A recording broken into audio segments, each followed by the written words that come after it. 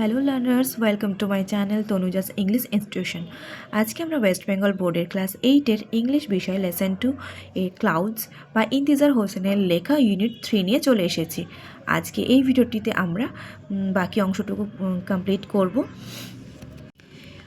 Unit 3 পড়ার আগে আমরা ইউনিট 2টা একটু ভালো করে জেনে নেব, যাতে আমাদের ইউনিট 3টা পড়তে সুবিধা হয়। দেখো, ইউনিট 2তে বলা হয়েছে যে বালকটি তার মাকে প্রথম জিজ্ঞেস করেছিল মেঘেরা কোথায় গেছে। এই কথা শুনে তার মা খুব অবাক হয়েছিল, যেমন ইউনিট 1-এ গ্রাস কাটার এবং ফার্মার অবাক হয়েছিল। তার মা এইসব শুনে তাকে খাবার খেতে বলে এবং স্কুলে যেতে বলে। সে হতাশ হয়ে হাত মুখ ধুয়ে খাবার খেয়ে বাড়ির থেকে বেরিয়ে পড়ে, কিন্তু সেই প্রশ্নটা তার মাথায় ঘুরপাক দেয়, মেঘেরা কোথায় গেল। সে মনে করতে পারল আগের রাতের কথা, যেখানে মেঘেরা এক জায়গায় মিলিত হয়েছিল অন্ধকার আকাশে।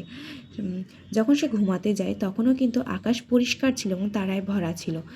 যখন সে মধ্যরাত্রে ওঠে তখনও বুঝতে পারে বা শোনে যে মেঘেরা গর্জন করছে, আবার বিদ্যুৎ চমকাচ্ছে এবং বৃষ্টি যে হবে এবং তার ঘুম ভাঙিয়ে দেবে সেটা সে জানতো বা বুঝতে পারছিল।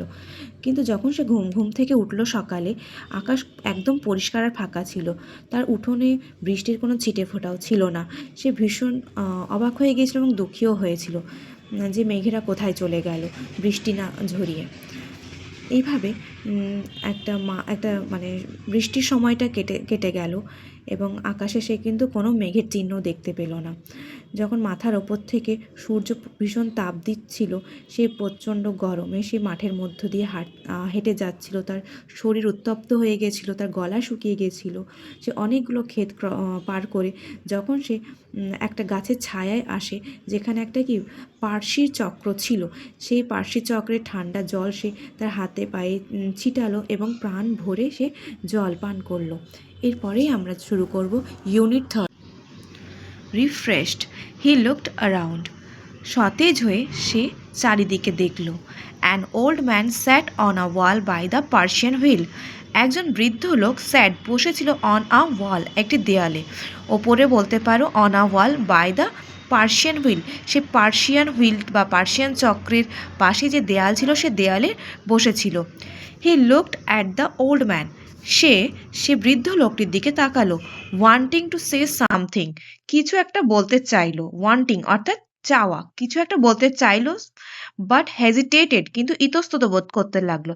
অর্থাৎ বলবো কি বলবো না এই দ্বিধার মধ্যে সে বা এই দ্বন্দ্বের মধ্যে রয়ে গেল। ফাইনালি হি আস্কড, অবশেষে সে বলে ফেললো, did the clouds come here? এখানে কি মেঘেরা এসেছে? The old man looked closely at him. সে বৃদ্ধ লোকটি তাকালো ক্লোজলি, খুব গভীরভাবে তার দিকে তাকালো। ঠিক আছে, ক্লোজলি অ্যাট হিম, ক্লোজলি বলতে এখানে গভীরভাবে বোঝানো হয়েছে, অ্যাট হিম তার দিকে। তাহলে কি বুঝলাম? The old man looked closely at him. সে বৃদ্ধ লোকটি খুব গভীরভাবে সেটির দিকে তাকালো।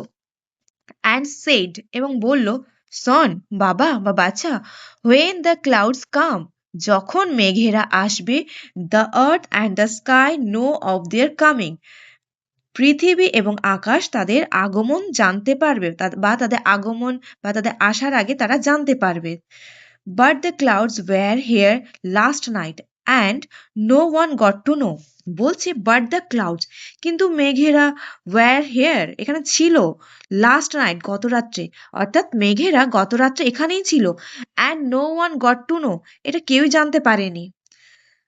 দ্য ওল্ড ম্যান সেড, সে বৃদ্ধ লোকটি বললেন, it is not enough for the clouds to come. It is not enough, এটা যথেষ্ট নয়। এনাফ অর্থাৎ যথেষ্ট, নট মানে না। ইট ইজ নট এনাফ, এটা যথেষ্ট নয়। For the clouds to come, মেঘেদের আসার জন্য এটা কিন্তু যথেষ্ট নয়। I once lived in a place, এক সময় আমি একটা জায়গায় বাস করতাম। Where it had not rained for 10 years. বলছে একদা আমি একটা জায়গায় বাস করতাম যেখানে কি 10 বছর কোনো বৃষ্টি হয়নি। 10 years he was open mouthed. 10 বছর তার মুখ হা হয়ে গেল বা মুখ খোলা অবস্থায় থেকে গেল। He sat there listening to his tales. সে বসে গেল তার গল্প শুনতে। সাডেনলি হঠাৎ হি রিয়েলাইজড তার উপলব্ধি হলো বা সে উপলব্ধি করলো হাউ লেট ইট ওয়াজ কতটা দেরি হয়ে গেছে। He walked for miles in the sun and dust সে দীর্ঘ পথ হেঁটেছে ইন দ্য সান অর্থাৎ সূর্যের তাপে বা রোদের তাপে অ্যান্ড ডাস্ট এবং ধুলো সূর্যের তাপে এবং ধুলোয় সে দীর্ঘ পথ হেঁটেছে। He went back by the same dirt track he had taken to come there বলছে হি ওয়েন্ট ব্যাক সে আবার ফিরে যাচ্ছে by the same dirt track সেই নোংরা ধুলোমাখা পথ ধরেই সে ফিরে যাচ্ছে। He had taken to come there অর্থাৎ যে পথটা ধরে সে এখানে এসেছিল সেই পথটা ধরেই সে নোংরা পথটা ধরে সে আবার ফিরে যাচ্ছে।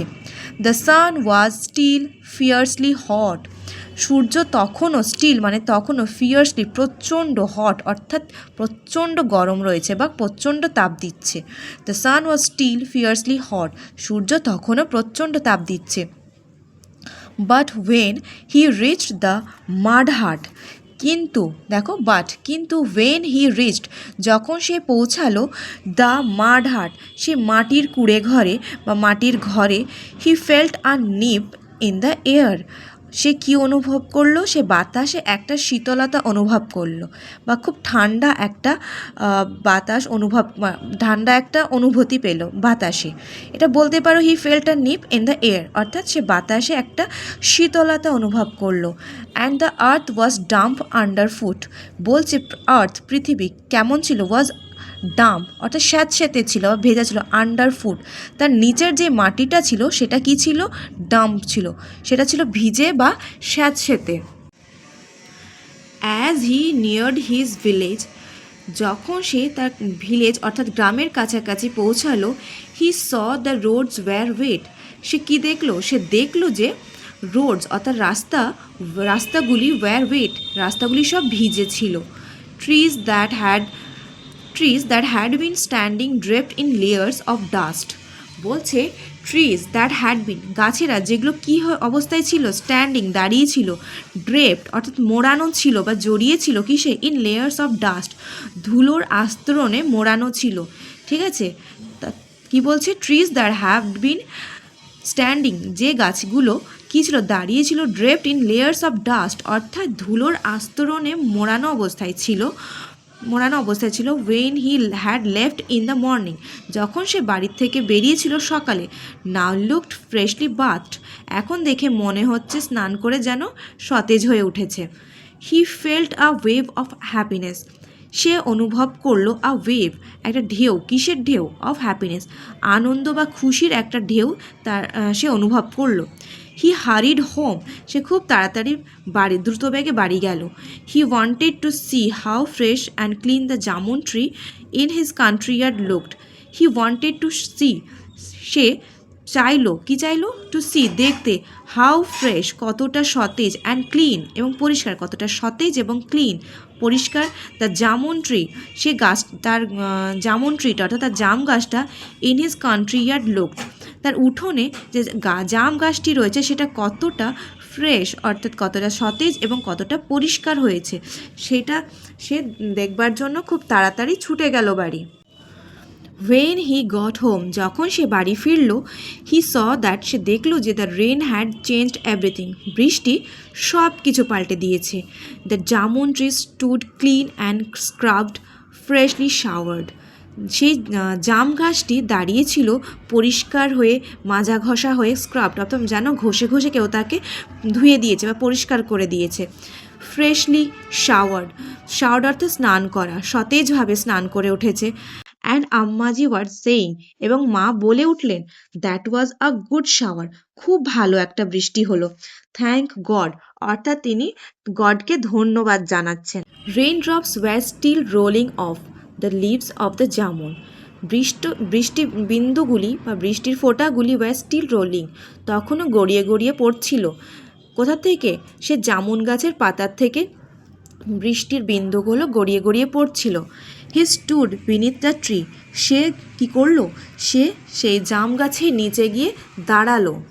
And let them fall on his head and face এবং কি করলো, সে বৃষ্টি বিন্দুগুলোকে সে তার মাথার ওপরে বা মুখের ওপরে পড়তে দিল। হি রেজড হিজ আইজ, সে তার চোখগুলোকে ওপরের দিকে তুললো, টু দ্য স্কাই, আকাশের দিকে, অ্যান্ড স ইট ক্লিয়ার, এবং দেখলো এটা একদম পরিষ্কার ছিল। উইদাউট ইভেন আ উইপস অফ ক্লাউড, কোনো রকম মেঘের চিহ্ন ছাড়াই। He had walked so far in the dust and sun, সে হেঁটেছিল সো ফার, অনেকটা দূর, in the dust and sun, অর্থাৎ ধুলোয় এবং সূর্যের তাপে, in the search of the clouds, মেঘেদের খোঁজে, অ্যান্ড ইন হিজ অ্যাবসেন্স, তার অনুপস্থিতিতে, দে হ্যাড কাম, তারা এসেছে, অর্থাৎ বৃষ্টি হয়ে গেছে। শেড দেয়ার রেন, তাদের বৃষ্টি ঝরিয়ে দিয়েছে, অ্যান্ড গন অ্যাওয়ে, এবং চলে গেছে।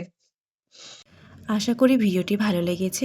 ভালো লেগে থাকলে অবশ্যই চ্যানেলটিকে সাবস্ক্রাইব করে দিও এবং পাশে থাকা বেল আইকনটি অন করে রেখো, যাতে সমস্ত রকমের নোটিফিকেশনগুলো তোমরা পেয়ে যাও। এবং খুব তাড়াতাড়ি আমরা নেক্সট ক্লাস নিয়ে আসছি। ততক্ষণের জন্য টাটা।